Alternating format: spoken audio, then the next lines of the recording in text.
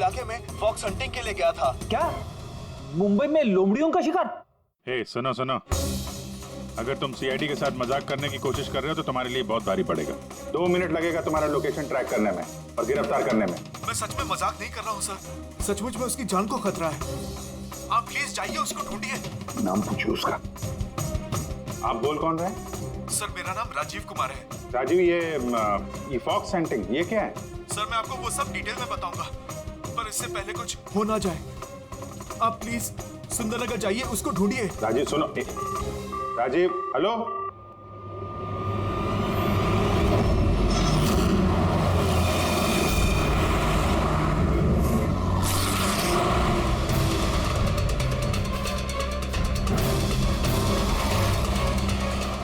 Sir एक minute, वो गाड़ी पीछे बिल्डिंग में है सर।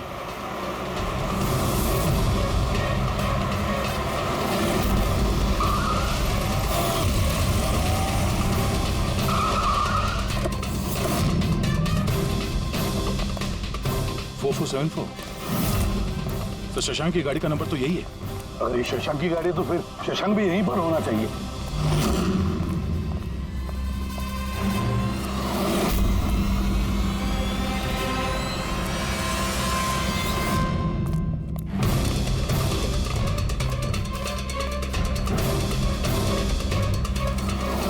Oh my God.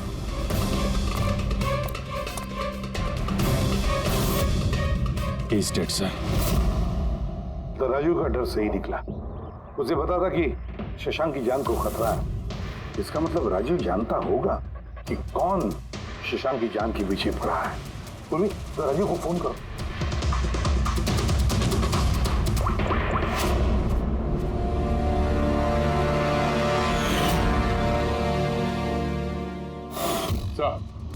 हाँ। 2 गोलियों के शट, .38 कैलिबर। सर ये राजीव फोन नहीं उठा रहा है। सर कहीं इस राजीव की जान को भी खतरा तो नहीं है? सर एक बात समझ में नहीं आ रही सर, शहर के इस इलाके में कोई लोमड़ियों का शिकार करने क्यों आएगा? शिकारी खुद शिकार हो गया। मुझे तो यहाँ दूर दूर तक कोई भी लोमड़ी नजर नहीं आ रही है। रेडी पंकज, चुप रहो। ये फॉक्स हंटिंग सीक्रेट कोड है और इसका राज सिर्फ राजीव ही बता सकता है। राजीव के घर जाके पता लगाना पड़ेगा।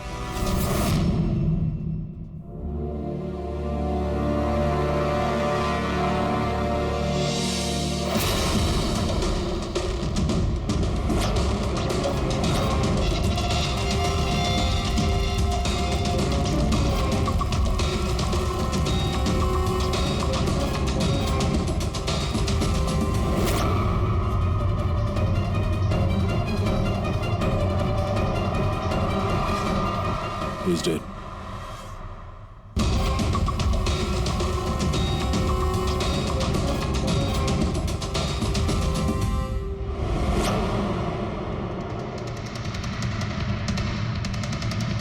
सर राजीव है सर, इसने अपने दोस्त की जान बचाने के लिए हमें फोन किया था और किसी ने इसी को मार दिया।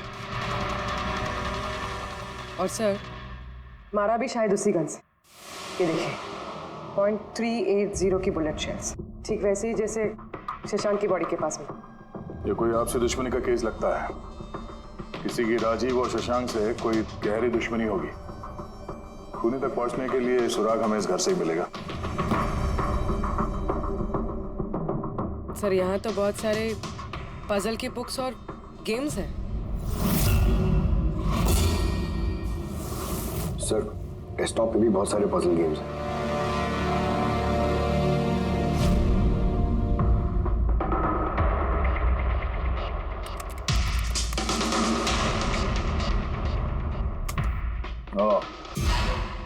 लगता है इस राजीव को पहेलियां सुलझाने का बहुत शौक था। ये देखो, उसके इस लैपटॉप पे ये पजल गेम का वेबसाइट खुला हुआ है। लेकिन सर इस पजल वाली वेबसाइट में है क्या? पूर्वी, लगता है ये वेबसाइट एक ग्रुप की तरह है। ये पजल प्रेमियों का ग्रुप। इस वेबसाइट पे जितने भी मेंबर्स हैं ये सब पहेलियों के शौकीन हैं। ये देखो, यहाँ पे ये पहेलियों के पिक्चर्स डाल रखे हैं और यहाँ पे ये अलग अलग तरह के पहेलियों के खेल के बारे में बात हो रही है। ये क्या? ये शशांक भी इस वेबसाइट का मेंबर था?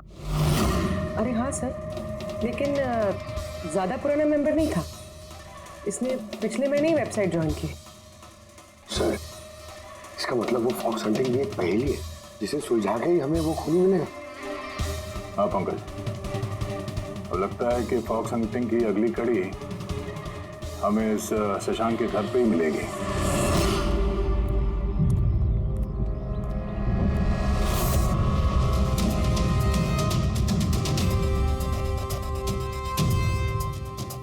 ताला लगा हुआ है दरवाजे पे। लगता है शशांक यहाँ अकेला ही रहता है। कमाल है, आज तो शशांक के यहाँ बहुत मेहमान आ रहे हैं। नमस्ते जी। कौन? विकास तुम हो क्या? मैं वो नहीं हूँ जो आप समझ रहे हैं। मैं इंस्पेक्टर दया, सीआईडी से। सीआईडी वाले दया? अरे तुम्हारा तो बहुत नाम सुना है, बहुत कहानियां सुनी है तुम्हारी। शाबाश, ऐसे ही देश का नाम रोशन करते रहो। Thank you. हम लोग यहाँ शशांक जी से मिलने आए थे। शशांक? हाँ। क्या हुआ शशांक? नहीं, कुछ हुआ नहीं उसे। कोई और भी आया था शशांक के घर पे? हाँ,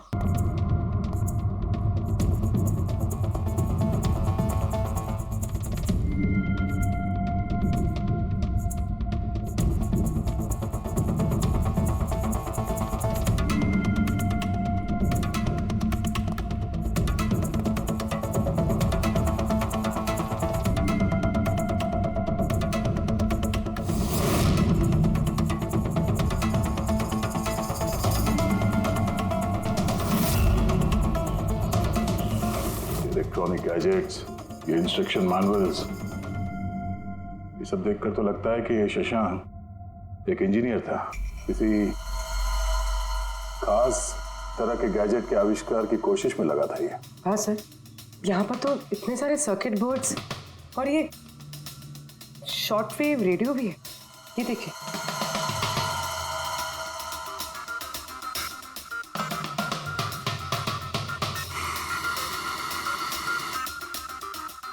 इस जगह पे सामान सब जिस तरह से बिखरा हुआ है, ऐसा लगता है कि यहाँ हमसे पहले कोई आया था इस कमरे की तलाशी के लिए। लगता है वो किसी खास चीज की तलाशी के लिए आया था। सर, कहीं वो आदमी तो नहीं जिसके बारे में वो बता रहे थे कि हमसे पहले आया था? सर, कहीं इस घर की चाबी तो नहीं है उसके पास? हो सकता है खूनी के पास शशांक के घर की चाबी हो सकती है, मुमकिन है। पर अहम सवाल ये है कि वो यहाँ ढूंढने क्या आया था, और जो चीज वो ढूंढने के लिए आया था वो उसे मिला है या नहीं। लेकिन सर, यहाँ पर तो इतना सारा सामान है, हमें पता कैसे चलेगा कि कोई सामान गायब हुआ भी है या नहीं? पूरी पहले तो हमें ये पता करना होगा कि राजीव और शशांक की दोस्ती कितनी गहरी थी, और ऐसे किस चीज में ये लोग फंसे थे जिसकी वजह से इनकी जान चली गई। सर, राजीव और शशांक की तो मौत हो चुकी, हमें कैसे पता चलेगा कि उनकी दोस्ती कितनी गहरी थी? पता चलेगा, पजल वाली वेबसाइट के बाकी के मेंबर से पता चलेगा। तो मतलब कभी तुम रोनी, आशीष और प्रकाश शशांक और राजीव के साथ वेबसाइट पर रेगुलरली बातें करते थे? जी एसएम सर। क्या तुम लोगों को किसी पे शक है कि उसने इन दोनों का खून किया? मालूम नहीं सर। अच्छा ये तो मालूम होगा, ये फॉक्स हंटिंग क्या है? सर आपको फॉक्स हंटिंग के बारे में कैसे पता? जाहिर सी बात है, ये लोमड़ी का शिकार तो हो नहीं सकता। असली बात क्या है ये बताओ। सर मतलब समझाना इतना आसान नहीं है, ये एक लंबी कहानी है। शुरू करो कहानी। सर कुछ 1 महीने पहले ही शशांक हमारी वेबसाइट का मेंबर बना था, पर उसे हमारी तरफ पहेलियों का शौक नहीं था। तो फिर? सर दरअसल उसे अलग अलग तरह के गैजेट्स का शौक था, और वो ये दावा करता था कि हमारे सामने एक ऐसी पहेली रखेगा जिसे हम कभी सुलझा नहीं पाएंगे। अच्छा, तो क्या थी वो पहेली? सर उसने खुद का एक शॉर्ट वेव रेडियो बनाया था, और अलग अलग तरह के स्टेशंस को चेक करते करते वो एक खास तरह के स्टेशन पे पहुंचा, जिस स्टेशन का नाम था नंबर स्टेशन। Number station? ये इसका नाम तो कभी सुना नहीं। अच्छा, इस पे नए गाने आते हैं कि पुराने गाने आते हैं? अजीब बात तो यही थी सर, उस स्टेशन पर कोई गाने आते ही नहीं थे, सिर्फ और सिर्फ नंबर आते थे सर। ये कैसा रेडियो स्टेशन है जहाँ पे सिर्फ नंबर्स आते हैं? सर नंबर भी हर वक्त नहीं आया करते थे, उनके आने का भी खास दिन और खास वक्त हुआ करता था। सर लगता है इन नंबर्स के बहाने कोई किसी को खास मैसेज दे रहा है, सीक्रेट मैसेज। शशांक ने उनके कई ब्रॉडकास्ट सीजन रिकॉर्ड किए थे, और हम लोगों से कहा था कि हम उन नंबरों के तोड़ निकालें ताकि पता चल सके क्या गुप्त संदेश भेजे जा रहे हैं। तो क्या तोड़ निकाला इन नंबर्स का? नहीं सर, उनका तो सर हम तोड़ नहीं निकाल पाए, मगर राजीव ने कुछ दिन पहले बताया था कि उसे इस वेबसाइट के नंबर्स का राज पता चल गया। तो क्या राज था उन नंबर्स का? सर वो तो राजीव ने कभी हमें बताया नहीं सर। हाँ, पर बाद में राजीव और शशांक इस बारे में अकेले में बात करने लगे थे सर। देखो, हम फॉक्स हंटिंग की बात कर रहे थे, वो बताओ। फॉक्स हंटिंग ट्रांसमीटर हंटिंग का ही दूसरा नाम है। Transmitter hunting? जब कोई एक खास तकनीक से रेडियो ट्रांसमीटर के लोकेशन को ट्रैक करने की कोशिश करता है तो उसे हमारी भाषा में फॉक्स हंटिंग बोलते हैं। मतलब शशांक जरूर इस नंबर स्टेशन की लोकेशन ढूंढने की कोशिश कर रहा होगा। और कोई तो था जो नहीं चाहता था कि शशांक वो रेडियो स्टेशन पहुंचे, इसलिए उसने उसे मार दिया। आशीष, इन नंबर्स की रिकॉर्डिंग चाहिए हमें, सारी की सारी। तो ये है हमारी सीआईडी टीम। ये इंस्पेक्टर अभिजीत, इंस्पेक्टर सर, देश के सबसे जाबाज ऑफिसर्स को कौन नहीं जानता है? ये लोकेश है, लिंग्विस्टिक्स और मैथमेटिक्स का एक्सपर्ट। भाषा और संख्याओं का इतना ज्ञान है इनके पास जो शायद ही और किसी के पास हो। तो लोकेश जी, क्या लगता है आपको, ये मोबाइल और इंटरनेट के जमाने में कोई नंबर स्टेशन का इस्तेमाल क्यों करेगा संदेश भेजने के लिए? अभिजीत, ये नंबर स्टेशन का इस्तेमाल बहुत पुराना है। इनफैक्ट सेकेंड वर्ल्ड वॉर में भी कई देश की सेनाएं ये तकनीक यूज करती थी अपने उन एजेंट्स तक पहुंचने के लिए जो दूसरे देशों में थे। हाँ, मानते हैं कि इस वक्त मोबाइल इंटरनेट का जमाना है, पर मोबाइल इंटरनेट से दिए गए मैसेजेस बहुत आसानी से ट्रेस हो सकते हैं। एग्जैक्टली, इसीलिए तो ये वही तरीका इस्तेमाल कर रहे हैं, सेकेंड वर्ल्ड वॉर वाला। अब लोकेश, पता ये लगाना है कि इन संख्याओं के पीछे असली मैसेज क्या है। Sure sir. वैसे ये मैसेजेस कौन सी रेडियो फ्रीक्वेंसी पर आए थे? 3.22 नैनोहर्ट्ज।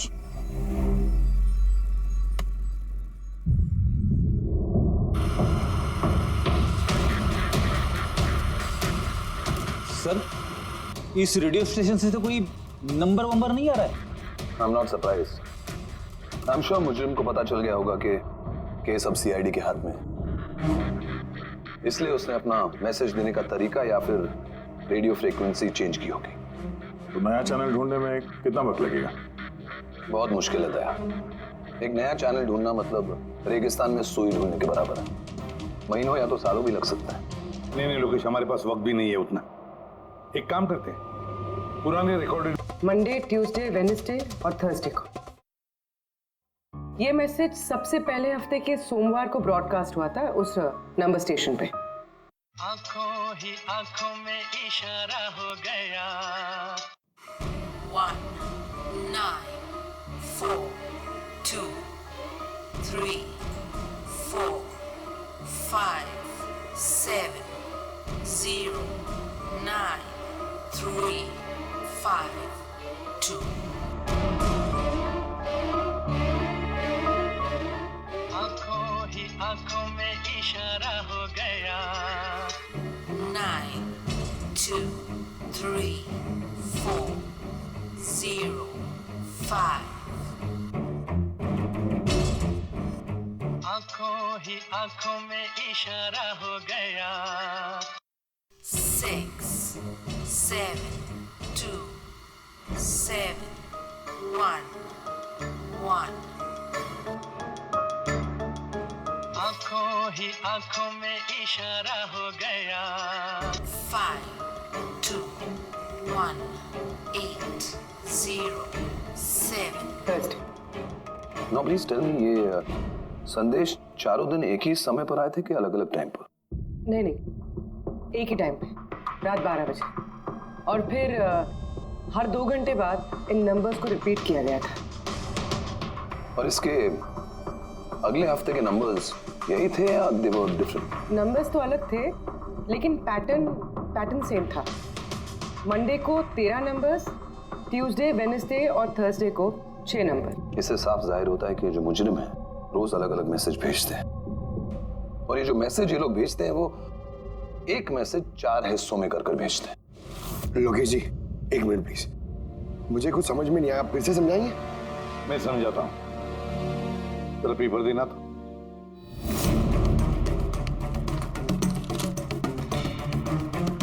मान लो ये पूरा कागज एक मैसेज है, एक।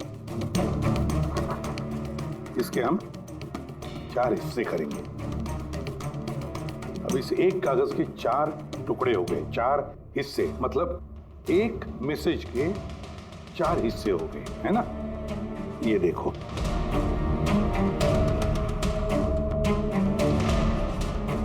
ये रहा मंडे का, ये रहा ट्यूसडे, वेडनेसडे और ये थर्सडे। तब ये सोमवार, मंगलवार, बुधवार और गुरुवार, ये 4 हिस्से जब एक होते तो एक पूरा मैसेज उनको मिलता था, है ना लोकेशन? अभी नंबर्स को देखकर क्या लगता है तुम्हें, क्या मतलब है उसका? सर, ये नंबर्स के पीछे छुपा राज जानने के लिए मुझे वन टाइम पैड की जरूरत पड़ेगी। वन टाइम पैड ये क्या है? जैसा कि मैंने आपको बताया, ये टेक्निक वर्ल्ड वॉर 2 में यूज होती थी। उस वक्त हर एक देश अपने स्पाइस को एक वन टाइम पैड देता था, जिससे वो जो कोड्स हैं उनको डिसाइफर कर सके, जो सूचना है उसका मतलब निकाल सके। इसे कहते हैं वन टाइम पैड। तो राजीव और शशांक के हाथ भी ये वन टाइम पैड लग गया होगा, इसीलिए वो एक ऐसी पहेली तक पहुंच गए जो उनके लिए जानलेवा साबित हुई। ठीक है, इस राजीव और शशांक के घर जाके पता लगाना पड़ेगा इस वन टाइम पैड के बारे में।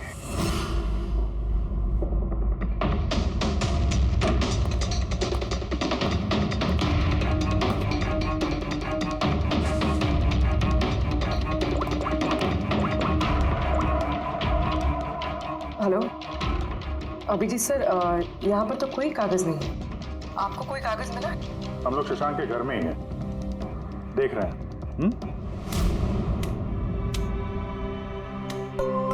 कौन शशांक? कौन है यहाँ? आप आइए, पहचाना? इंस्पेक्टर दया। अच्छा, सीआईडी वाले दया। आप यहाँ कुछ काम थे यहाँ? हाँ, वो शशांक मेरी इलेक्ट्रिक केतली लेकर आया था कुछ दिनों के लिए, वही लेने के लिए आया था। पंकज, सर देखो वहां पे कोई इलेक्ट्रिक केटल है क्या? सर, ये इलेक्ट्रिक केटल तो शशांक की है, इंटरनेट से मंगाई उसने, ये बिल है साथ में। नहीं, ये इलेक्ट्रिक केतली मेरी ही है। लगता है आपको कोई गलतफहमी हो रही है, ये केटल तो शशांक नहीं खरीदा था। नहीं दया, मुझे कोई गलतफहमी नहीं हो रही है। तुम्हारा ये ऑफिसर या तो झूठ बोल रहा है और या मेरी तरह अंधा हो चुका है। अरे बदतमीजी क्यों कर रहे हैं? मुझे दिखाई देता है और मैं झूठ नहीं बोलता हूँ। यहाँ पे बिल्स हैं, ये इलेक्ट्रिक केटल, इलेक्ट्रिक कंपोनेंट्स, ये सर्किट बोर्ड और ये किताबों का बिल। क्या कहा? शशांक ने किताबें खरीदी? एक और झूठ। अरे नो झूठ, ये मेरे हाथ में बिल्स हैं। शशांक किताबें खरीद ही नहीं सकता। एक मिनट, आप ये ऐसा क्यों कह रहे हैं? क्योंकि उसे डिसलेक्सिया है। डिसलेक्सिया? हाँ, डिसलेक्सिया। इस बीमारी से पीड़ित लोगों को पढ़ना ही अच्छा नहीं लगता। किताबें खरीदना तो बहुत दूर की बात है। पंकज, वो किताबें कहाँ हैं? सर, किताबें तो नहीं है, ये खाली डब्बा है। ओह, इसका मतलब है खूनी यहाँ किताबें ढूंढने आया था। तो वो किताबें ही वन टाइम पैड है जिसकी हमें तलाश है। ये कितनी किताबें?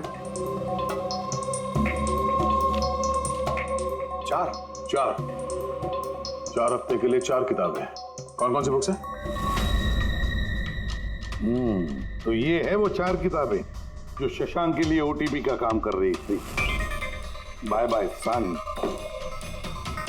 High like a kite, the great cyber heist, stone age. और इन्हीं किताबों में वो मैसेजेस भी छुपे हैं जो मुजरिम एक दूसरे को भेज रहे थे। सर, सोमवार को ये लोग 13 नंबर्स भेजते हैं, यानी इन 13 नंबर्स का मतलब इन किताबों से मालूम पड़ेगा। मालूम पड़ेगा नहीं पूर्वी, मालूम पड़ गया समझ लो।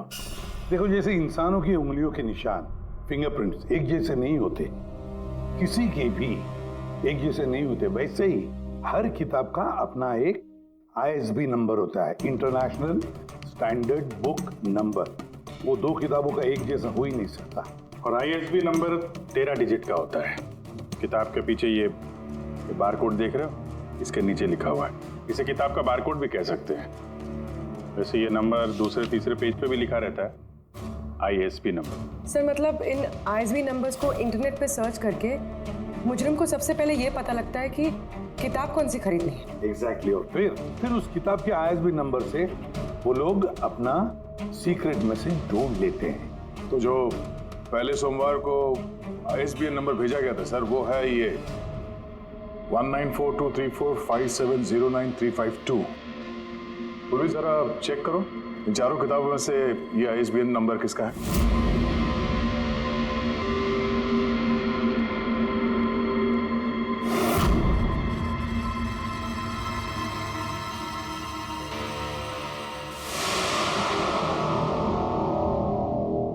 सर ये ISB नंबर बाय सन से मैच होता है। अरे वाह सर, ये तो बहुत आसान है, इसे तो कोई भी समझ सकता है। एग्जैक्टली। इसी तरह हफ्ते के बाकी 3 नंबर भी डिकोड किए जा सकते हैं।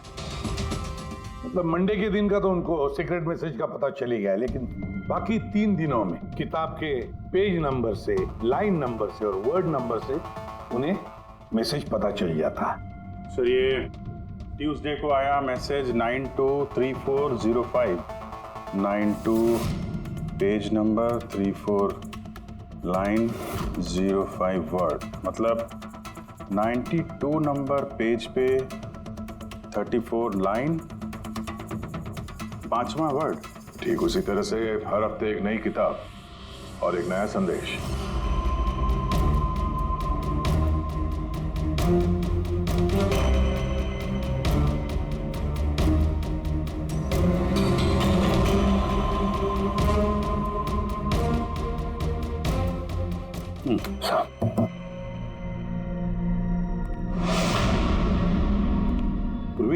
सर पहले हफ्ते का क्या मैसेज है? सर इस बाय सन किताब से जो पहले हफ्ते का मैसेज है वो है kidnap money bags junior. Kidnap money bag. Sir दूसरे हफ्ते आया था, ये किताब का नाम है द ग्रेट साइबर हाइस्ट। इसका मंगलवार को आया था सर रैंसमवेयर, और वेडनेसडे को अटैक, और थर्सडे को आखिरी मैसेज आया था ट्रिंग ट्रिंग ट्रिंग ट्रिंग। और तीसरे हफ्ते की किताब है sir high like a kite. High like a kite. और इसका संदेश है कंसाइनमेंट। कंसाइनमेंट जी सर। बीच बीच साउथ साउथ बीच। सर ये जो चौथी किताब है, इस हफ्ते की किताब द स्टोन एज, इसका मैसेज जो है ट्यूसडे के लिए black forest. Black forest. Wednesday का है गोज। बस इतना ही है सर, इट्स इनकम्प्लीट। आज गुरुवार है सर, ये अधूरा संदेश आज रात पूरा किया जाएगा। हाँ अभिजीत, अब तक जितना भी मैसेज आया हमारे पास अच्छी तरह से स्टडी करके देखना पड़ेगा ये क्या खिचड़ी पक रही है। सर ये पहला message kidnap money bag junior, ऐसा लगता है ये मैसेज अजिंक्य जी के लिए। अजिंक्य के लिए ही है दया, क्योंकि अजिंक्य सबसे बड़ा फाइनेंसर है फिल्मों का, और उसका निकनेम भी मनी बैग है। किडनैप मनी बैग जूनियर, शायद कोई अजिंक्य के बेटे को किडनैप करना चाहता है। जूनियर? हाँ हो सकता है, बिल्कुल हो सकता है अभिजीत। फिर अगला मैसेज है रैंसमवेयर अटैक ट्रिंग ट्रिंग। यार ये ट्रिंग ट्रिंग तो हमारी देश की सबसे बड़ी टेलीकॉम कंपनी है, कहीं ऐसा तो नहीं ये गैंग इस कंपनी पर रैंसमवेयर अटैक करने वाली है? सर ये रैंसमवेयर अटैक मतलब? अरे यार कोई ट्रिंग ट्रिंग कंपनी के डेटा और सर्वर को हैक करना चाहता है, और हैक करने के बाद फ्री करवाने के लिए वो लोग ट्रिंग ट्रिंग कंपनी से रैंसम लेंगे। ओ, तो इसे कहते हैं रैंसमवेयर अटैक। मगर सर ऐसे कोई न्यूज़ तो आई नहीं है कि ट्रिंग ट्रिंग कंपनी पे ऐसा कोई साइबर अटैक हुआ हो। सर मेरे पास भी ये ट्रिंग का ही सिम कार्ड है। लेकिन कनेक्टिविटी का तो कोई इशू ही नहीं है। और सर तीसरा मैसेज है कंसाइनमेंट साउथ बीच। ऐसा लगता है कि साउथ बीच में कोई गैर कानूनी कंसाइनमेंट आ चुका है या फिर आने वाला है। Black Forest Gold. Abhijeet Daya, इस गैंग का असली गेम क्या है? आज रात को 12 बजे से पहले पता लगाना पड़ेगा। और रात के 12 बजे जो नंबर ब्रॉडकास्ट होने वाला है उसे ब्रॉडकास्ट होने नहीं देना चाहिए। क्या काम करो, इस अजिंक्य के घर जाओ और पता लगाओ उसका बच्चा ठीक है क्या। अभिजीत, ट्रिंग कंपनी में जाकर उन्हें अलर्ट करो, कहो कि उन पर शायद साइबर अटैक होने वाला है, रैंसम अटैक। और पंकज, साउथ बीच जाओ और देखो कोई कंसाइनमेंट आया है क्या, या फिर कोई कंसाइनमेंट आने वाला है क्या, पूरा पता लगाओ। सर मैं कहाँ जाऊँ सर? हम कहीं नहीं जाएंगे, हम तीनों यहीं पर रुकेंगे ये पता लगाने के लिए कि इस गैंग को कैसे पता चला कि शशांक और राजीव ने उनके सारे मैसेजेस डिकोड कैसे किए।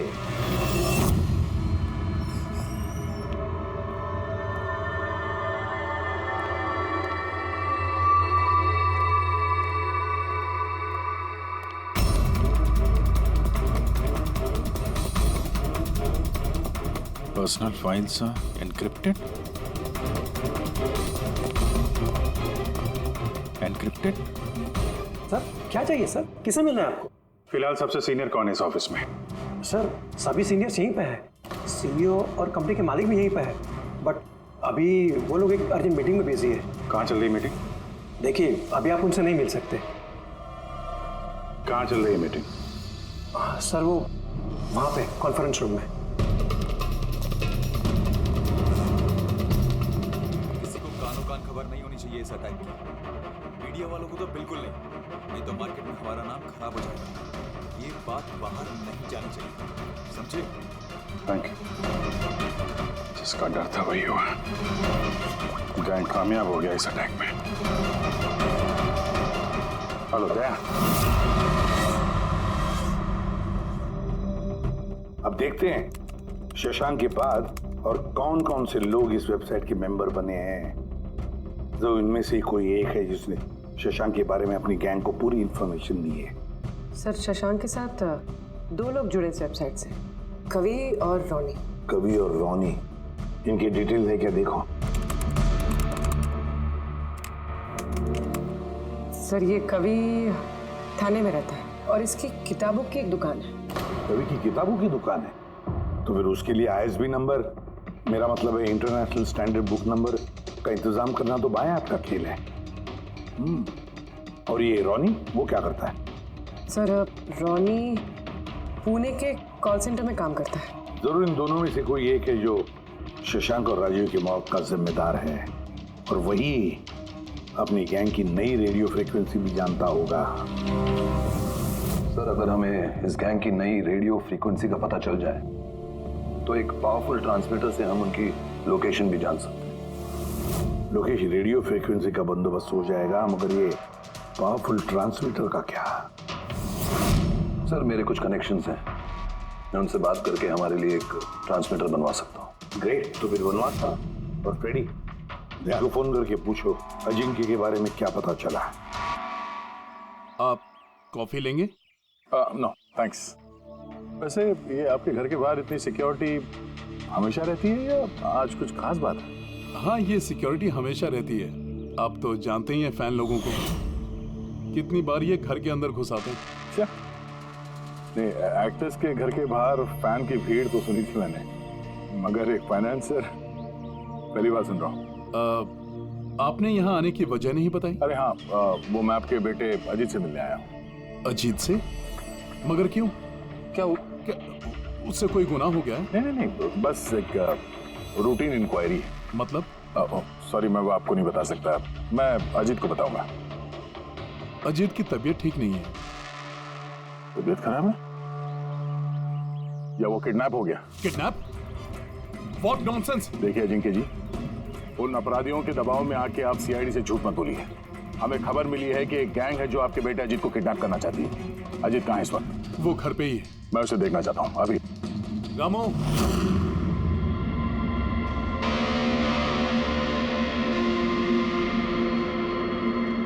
अब तो तसल्ली हो गई।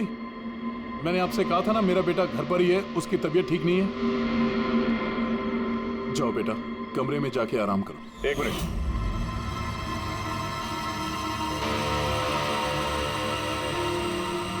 जरा कैप निकालना। मत उतारना टोपी। क्यों नहीं? हाँ? क्या कहा मैंने? क्या बता रहा हूं? चलो। नहीं। उन्होंने क्या बोला?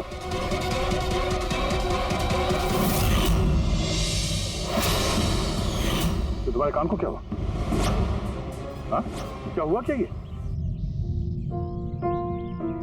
आपको इसकी जो किडनैपिंग की खबर मिली है वो बिल्कुल सच है, मगर अफसोस बहुत देर के बाद मिली। इसका किडनैप तो 3 हफ्ते पहले ही हो चुका था। 100 करोड़ रुपए देने पड़े मुझे उस किडनैपर को मेरे बेटे की जान बचाने के लिए। और उन लोगों ने चोट पहुंचाई इसे? उन्होंने पहले ही इसका एक कान काट कर मुझे भेज दिया था और फोन करके कहा कि अगर मैं पुलिस को कुछ भी बताऊंगा तो मेरे बेटे की जान ले सकते हैं वो लोग। I am so sorry. आपके बेटे के साथ जो हुआ वो तो हम बदल नहीं सकते हैं, पर मैं आपसे वादा करता हूँ उन मुजरिमों ने जो किया है उसकी सजा उन्हें जरूर मिलेगी। भगवान के लिए ऐसा कुछ मत करना। अगर उनको पता चला कि मैंने सीआईडी को सब कुछ बता दिया तो मेरे बेटे की जान भी ले सकते हैं। ऐसा कुछ नहीं होगा, मगर आपको हमें पहले ही बता देना चाहिए था। क्या गारंटी है कि ये सब करने के बाद वो किसी और मासूम के साथ ऐसा कुछ नहीं करेंगे? हाँ?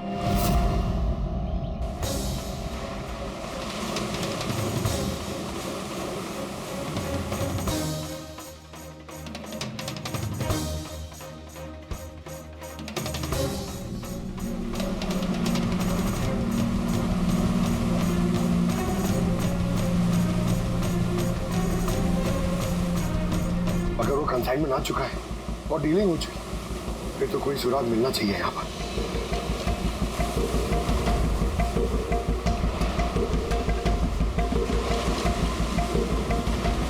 ये निशान कैसा?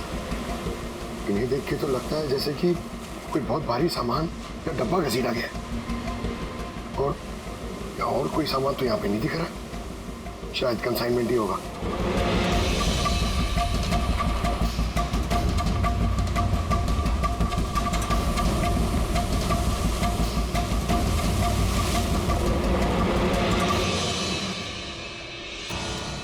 आपके पास तो काफी अच्छा कलेक्शन है किताबों का मिस्टर कवि। आप लोग यहाँ मुझे बुला लिया होता मैं भी और आ जाता। हम लोग वीडियो चैट भी कर सकते थे फिर से। लगता है आपको हमारे यहाँ पर आना पसंद नहीं आया। जी नहीं, ऐसी बात नहीं है। क्या लेंगे आप लोग, चाय या ठंडा? चाय ठंडा तो बाद में ले लेंगे, फिलहाल तो हम लोग किताबें लेने आए हैं। मिलेगी? हाँ हाँ, क्यों नहीं।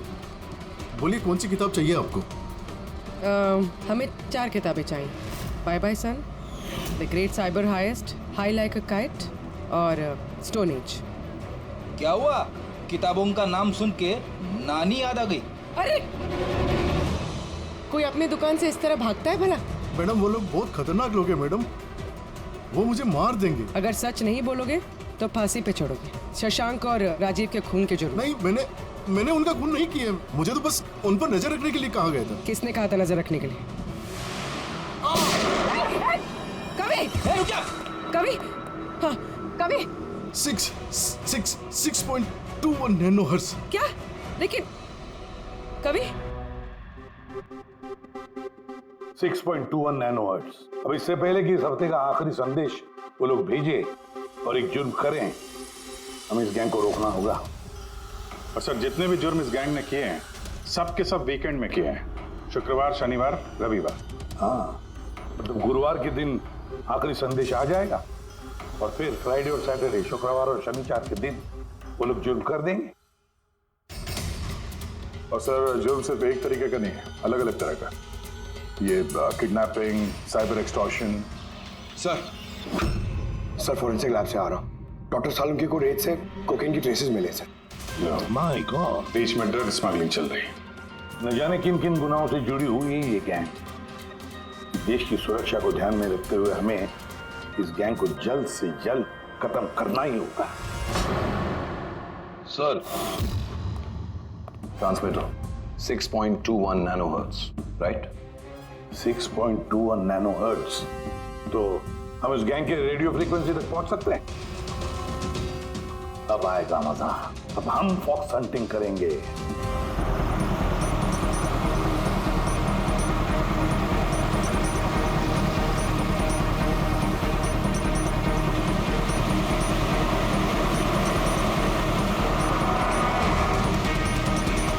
बस बस सर, यही सिग्नल दिखा रहा है सर। बस ये रेड डॉट मिल जाए। देखो रेड डॉट कहाँ पे है?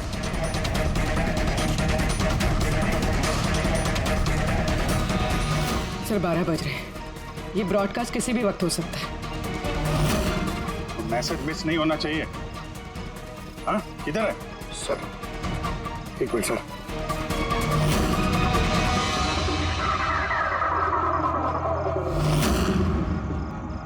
सर हाँ, एक मिनट सर, इधर है सर।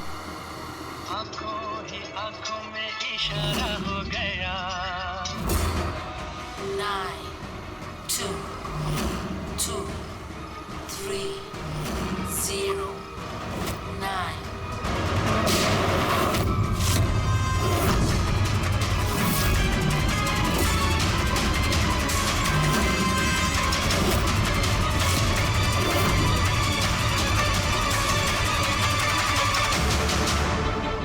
Oh no, इसने तो अपने आप को गोली मार ली है।